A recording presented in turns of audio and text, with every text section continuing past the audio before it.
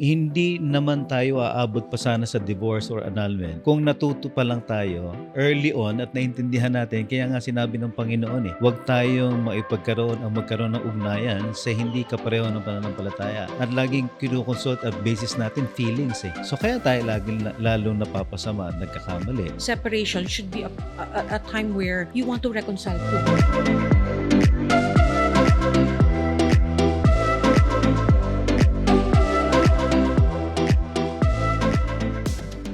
What does the Bible say about separation? So is it an option to even think of separating for those people who are going through maybe abuse or mga marital difficulties or challenges? And how can we support someone whose family may be going through separation or things like this? Well, basically, biblically, even in the Old Testament, very clearly sinasabi ni God hates divorce. But simply because of the stubbornness, the wickedness of men, He allowed it. Okay? Provided merong dahilan. Ano ito? One of which is immorality or unfaithfulness. Kaya nga sinabi ron, if you so decide to divorce or be annulled, you don't remarry. Kaya iba naman yung case ni Andre, null and void. Ibig sabihin, walang bisa. Okay, walang bisa Pero alam mo, hindi naman tayo aabot pa sana sa divorce or annulment kung natuto pa lang tayo early on at naintindihan natin. Kaya nga sinabi ng Panginoon huwag tayong magkaroon ng ugnayan sa hindi kapareho ng pananampalataya. And God Himself is saying, the moment you do that, because of your self-centeredness, because of your rebellious heart, you will experience one pain after the other. Kaya nga tayo merong mga problema sa pamilya Kasi tayo normally, we're after at laging kinukonsult at basis natin feelings So kaya tayo lalong napapasama at nagkakamali. So ngayon, itong panahon natin, nakakalungkot, yung hindi katanggap-tanggap noon, normal na ang hiwalayan. Normal na ang nagli-live-in. Normal na ang nagsasama ng mali o hindi mag-asawa, hindi ba? So ang sinasabi na lang dito, yung if ever, kaya nga meron sinasabi sa Pastor Peter sabi niya, you cannot unscramble the scrambled. So ang pwede natin gawin, at least make things right in the eyes of God. So itama na lang natin yung pagsasama. So yun nga, kagaya ng case, wala naman, I'm sure si Andra, hindi naman niya ginustong maging ganito Pero iba kung halimbawa ang issue is mental. Okay? Halimbawa, wala sa proper state of mind or mentally may problema yung tao and merong tendency na manakit o even mapatay ka. My wife and I will never counsel and tell people na maghiwalay kayo.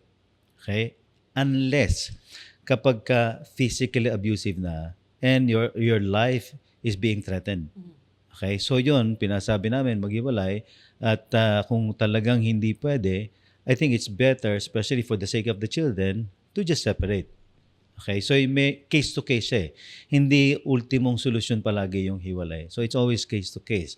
Of course, yung verbal, ganun din naman ako verbal Pero yun nga yun, mas maganda pa rin yung prevention rather than aabot ka sa annulment or sa divorce dahil lang sa katigasan ng ulo natin.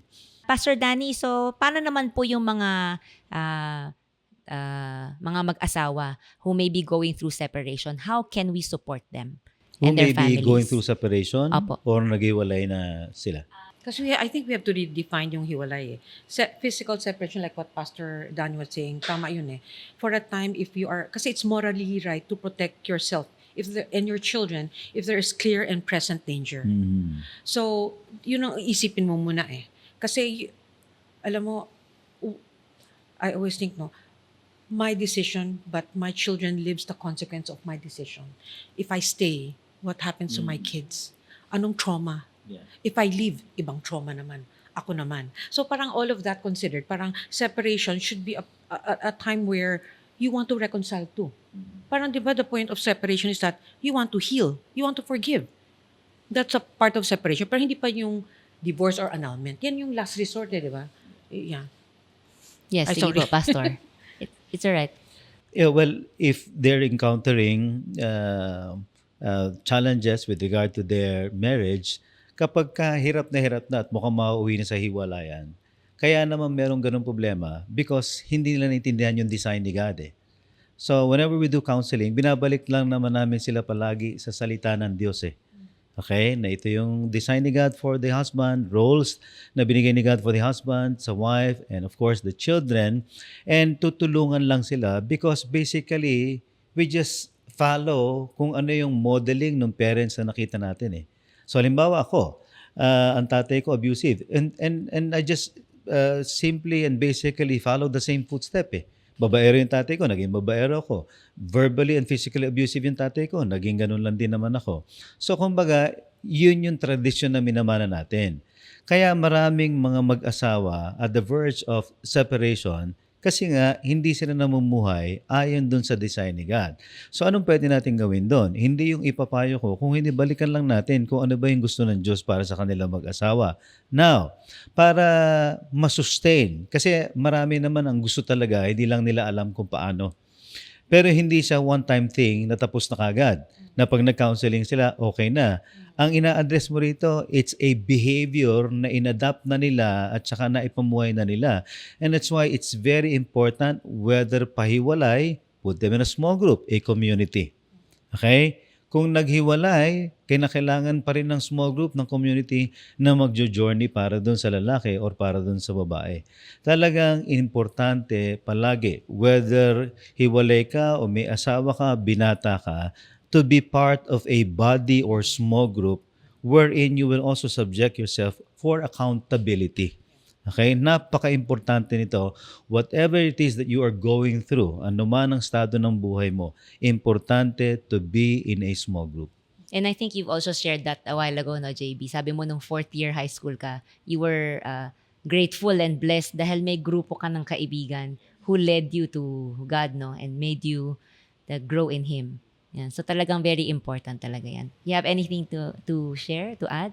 Well, from a point of view of a child, if you are struggling na meron kang parents na, thinking about separation o ganun, siguro ang importante is pray, you pray for your parents, no? It's not something that you can control na you just continue honoring them, love them, 'di ba?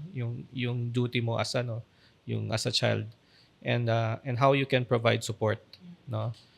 Kung meron kang kapatid, di pag-usapan niyo rin, 'di ba? And sometimes kung what's troubling you, i-share mo sa sibling mo. Importante rin yun that meron kang outlet din. So, kung wala naman or importante if you have an accountability group, join a cell group, an access group, or a D group, yung discipleship na yun. And minsan ang feeling mo na hindi parate yung meron ba akong magiget dito. It's really for the Lord na if you go there, parang importante isa get to know mo si Lord, put your faith and trust, and you never know na yung mismong journey mo, ikaw rin magiging testimony for. Kasi if you share, sa mga groups naman kasi you will not be forced to share naman. If you don't like, you just want to be an observer, it's okay. Hindi mo muna i-share yung kung anong pinagdadaan, it's okay then. But later on, if the Holy Spirit prodded you to share that, hindi mo alam na baka may isa going through the same situation din, and that baka ma-bless din, di ba? So, wag mong, kung ano man yung kinatatayuan mo ngayon, wag mong i-deny. You have to embrace it as it's part of God's sovereign will. And you shouldn't be ashamed of it, no? Yeah, especially if it's something that you don't have any control. Ganon. Know that your mom and your dad also loves you in spite of whatever na differences or issues nila, 'di ba? So you just need to keep your faith sa taas. Yan. Andra, anything to add? Wala, parang lang. Basta God is good. It's not like a cliche. It is true. And our lives are testimonies, right? Yung parang witnesses tayo eh. 'Di ba? We witnessed how God has been gracious. Kasi it has always been my prayer when they were little pa. 2 years and 4 years old when we separated, no? So, lagi kong prayer sa kaming tatlo, alam mo anak, our prayer is this Lord, please help us excel in whatever occupation or endeavor that we choose. Help us excel. Why? Because we belong to you and you are our God. So I borrowed that song yung kay Brian Littrell that says na in every victory let it be said of me, di ba? That my source of strength and my source of joy is God alone, is Christ alone. Yun lang for whatever happens, God is there for you. Amen. All right. So thank you for joining us today in our discussion. I hope we were able to enlighten you with some of the issues you are currently facing.